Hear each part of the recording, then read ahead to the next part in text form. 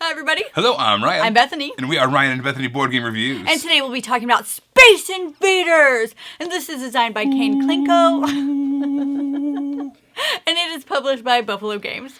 This is actually a kind of a reskinning or a re-theming of Flip Ships. If you've ever heard of Flip Ships, that's this dexterity game. We're trying to knock out all these aliens. Well, guess what? It's exactly the same thing that's happening here. You are trying to basically mimic the old school video game of Space Invaders and knock out all these ships as they are descending upon the Earth, crashing down, causing all kinds of damage and mayhem. Alright, it's got that cute 8-bit art, that dexterity flipping element to it. Let me give you a quick overview of how to play. Alright, here's our setup for Space Invaders. Now, this being a cooperative dexterity game, we're basically going to be flicking our bullets, these are different levels of bullets, from this little flicker over here onto all these invading aliens, and also that massive UFO over there as well. Alright, so there's different ways that they're going to move after we're done attacking. So let's start with the attack phase. Right now, we only have our level 1 ammunition unlocked, and basically, they're all going to have special abilities, but the level 1s are randomly dealt out. Let's see here. It says, if you hit an invader, you may redirect the attack to an adjacent invader instead, either vertically or horizontally. That might be good for a couple of reasons. For one thing, they move at different rates, so you might want to get rid of some of them faster than others.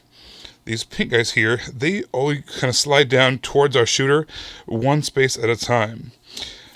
The blue ones, they're going to go 2 at a time. And in fact, they're also going to push everything down in front of them. So these can really cause some damage. With the green ones go 4 spots at a time, which basically guarantees it crashing into the planet, which is no good. Also, this is the amount of damage they do, and the red number there, whenever they do crash into the planet. Some additional symbols here. If you see one of those aliens that has a shield on it, that basically means that it's protecting the items to the top, bottom, left, and right of it. So you want to knock this out first before you get to the other things, or else it won't get knocked out. And also, we have this symbol down here in the bottom right, which basically says this particular alien requires 2 hits in order to knock it out. So there's different reasons why you might want to aim for specific things. Maybe they're coming down faster, or maybe they have shields, or whatever the case is. So that's our particular ability. There's a bunch of them. Let's see what that looks like. I'm really, really bad at this, by the way, especially sideways, like how it's set up right now. Let's flick it and see what happens. Okay, this is a great example. I missed. Nothing happened here. If the whole entire bullet would have been below that dotted blue line, we would have been able to redo this shot. But since part of it is above the dotted blue line, this is just a straight up miss. It's just a no good shot. Let's try it one more time.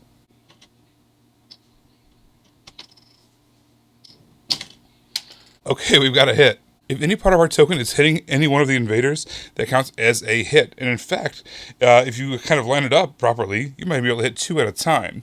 Alright, so we're going to resolve the entire turn before we knock everything out. Also, you might notice over here, we have this giant UFO. It's got a big hole in the middle. We have to kill that as well before we win the game.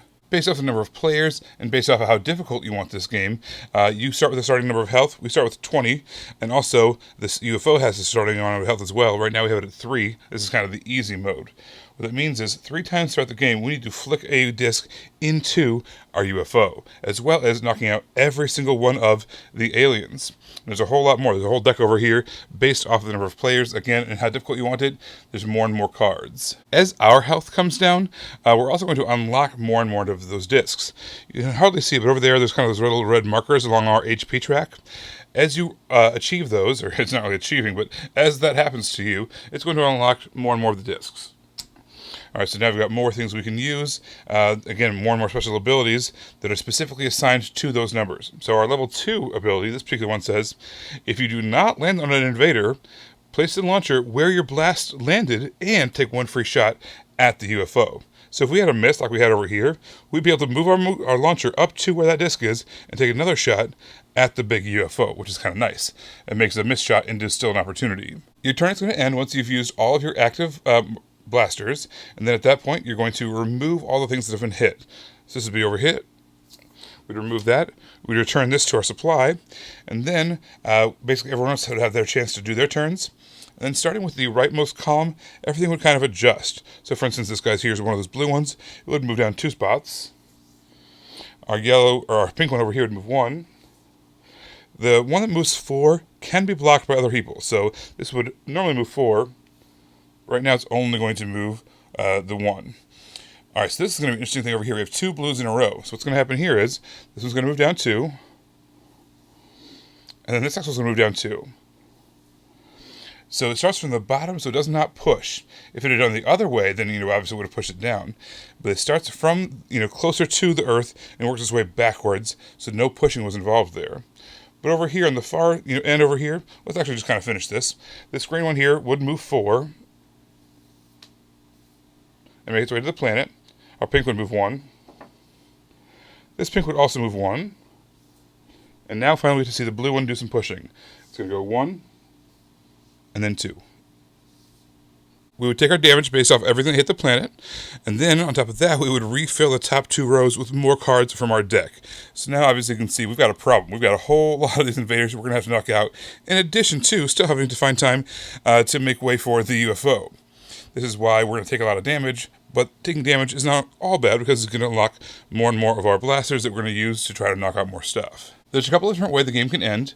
Either our health can go down to 0, in which case we lose the game, or the game can also be triggered by running out of cards. Once you've refilled the top 2 rows of cards, and there's 6 or less of the invaders, what's going to happen is that's going to trigger basically the second to last round.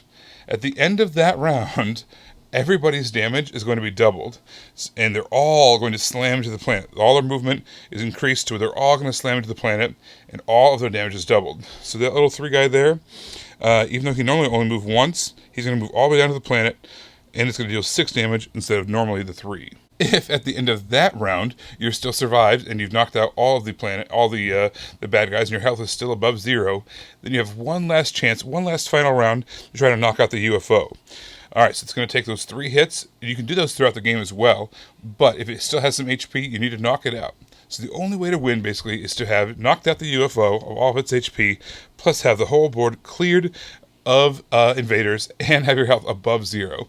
If you can do all that by the end of the game, you win. You are going to get some points for knocking out these aliens as well. There's kind of a scoring mechanism, basically based off of what color you knock out. You're going to get some points there, so you can kind of keep track of your score and see if you can get a high score before you die. We've never needed to use this board because we've never survived. This is a tough one, at least for us. We're not super good at these dexterity style games.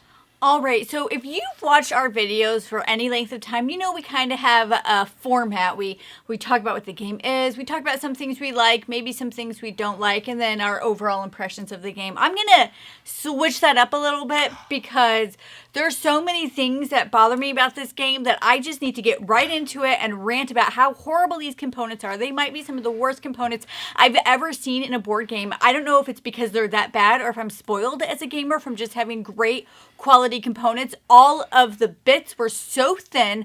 The board was so thin. The cards were so thin. I could have used the cards as like napkins for a table play setting. I could have had a dinner party over and used this game for people to dry their hands with. The chits were so thin that I was thinking maybe I could just put them up in a window so that way when the sun goes through, I can have this nice, pained display because of how thin these components are. They're so cheap you can even drop it from the sky and it would just slowly come down with you because there's nothing to it. Wow. Wait! There's more. The flicker thing was wonky, so you couldn't even do what you wanted to do. It was built wrong. Oh, but that's okay, because you can just flip it on the table. Then why even make the flipper thing to begin with? Why? Yeah.